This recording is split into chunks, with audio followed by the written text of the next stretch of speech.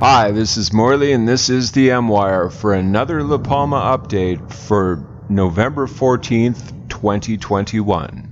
If you take a look at this recent footage of the volcano, you can see that there's obviously a dense cloud of white grayish smoke encompassing the volcano. Obviously, since it's daytime in La Palma, the eruption is being obscured by the white smoke.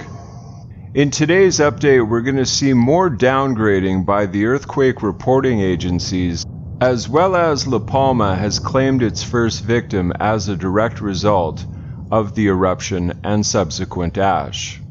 A big shout out to my new subscribers. If you haven't already subscribed, please do so, as that would greatly support the channel. And click the notification bell, as many of you are not receiving notifications when I put out new content. That will ensure that you are notified when I do. So if you take a look at these earthquakes, this is from EMSC, which is the European reporting network for earthquakes. The two that have the F beside them, 4.3 and 3.5 respectively. So you see that, okay? So now we're looking at the reporting from IGN. Now, as you can see, there's the 4.5, which is the 4.3 on EMSC.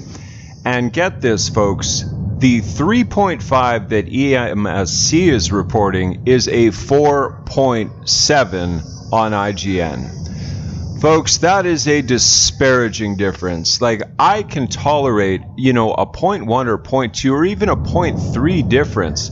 But downgrading an earthquake an entire magnitude plus, there is no way that two different agencies could have such varying opinions on earthquakes unless there was human influence involved. I'm here to tell you that. I've been watching earthquakes for over 10 years. That is just not plausible. There is definitely, without question, human influence involved with the EMSC in downgrading earthquakes. I will brook no argument with anyone on that subject.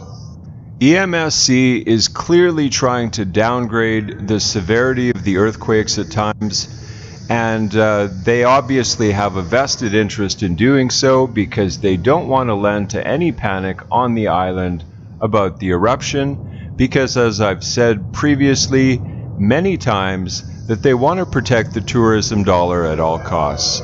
Volcano tourism is big money and they want to keep that money coming in. They do not want to lend any panic to the situation whatsoever. As far as the behavior of the earthquakes is concerned, within the past couple of days, I'm noticing that they're fewer in quantity, but we're starting to see the 4.5s and 5s in actuality more often, and we're not seeing quite as numerous earthquakes. I mean, there's obviously going to be some very small ones that they can't even detect, as I say, because the larger ones are simply drowning out the smaller ones. So on any given day, reporting how many earthquakes there are, that number, safe to say, is artificially low. The good news is that the lava flows are essentially staying on their paths. They're not really creating new paths as of recent, destroying more property. However, La Palma has indeed claimed its first victim as a direct result of the eruption. A 72-year-old man, was allowed inside the exclusion zone because he wanted to clean the ash off his roof. Now, the residents of La Palma have to do this because the ash can obviously cause their roof to collapse. Much in the same way in the Midwestern United States, under heavy snowfall, if there's literally feet of snow on the roof, all that weight of the snow can cause the roof to collapse. Such is the same in La Palma with the ash. It has to be removed. So this 72-year-old man was apparently on his roof cleaning off the ash when the roof did indeed do just that. It collapsed and he died as a result of it. So the island has claimed its first victim. I'm glad there's not more. Quite frankly, I can't believe that no one has died as a result of this up until now. But I'm glad that the victims of this volcano are at exactly 1 at this point, and hopefully there aren't any more.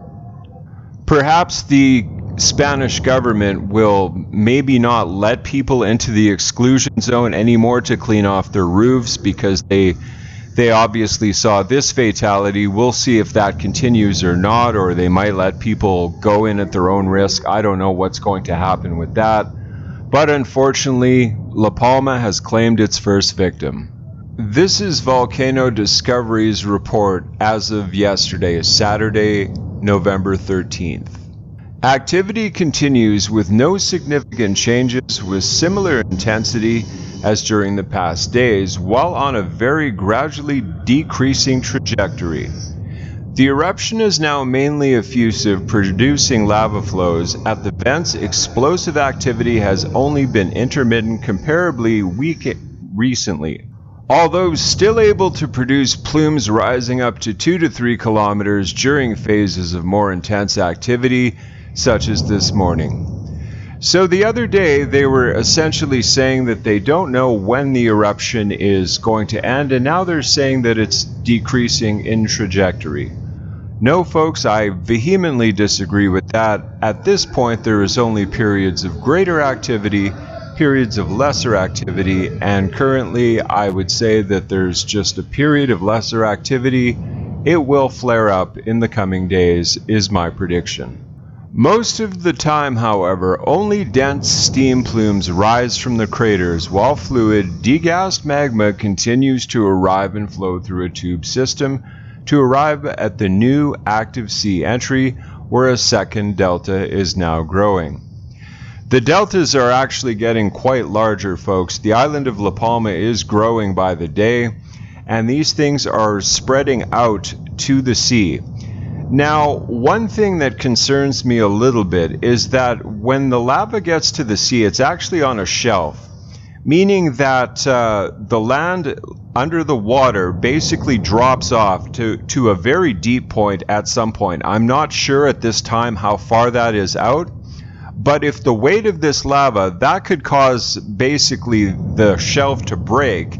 And that wouldn't cause a mega tsunami, but that would certainly potentially cause a mini tsunami, because we're talking about hundreds of thousands of tons of lava just breaking off into the ocean and displacing the water. Obviously, that's going to have some sort of ramifications. There's no negotiating that. The laws of physics are undeniable.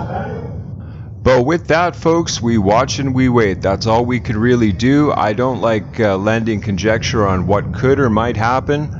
But as I tell you in every video, you should be prepared if something does happen. And it doesn't take a lot to have a bug-out bag ready, have your car gassed up, and having a place to go if something very bad happens, like the island breaks off and causes a mega tsunami. I can't predict if that's going to happen, neither can the top volcanologists. It's better to err on the side of caution. But thank you so much for coming along with me to my update. Please remember to like, to comment, of course to share, and of course to subscribe. Until the next update, God bless.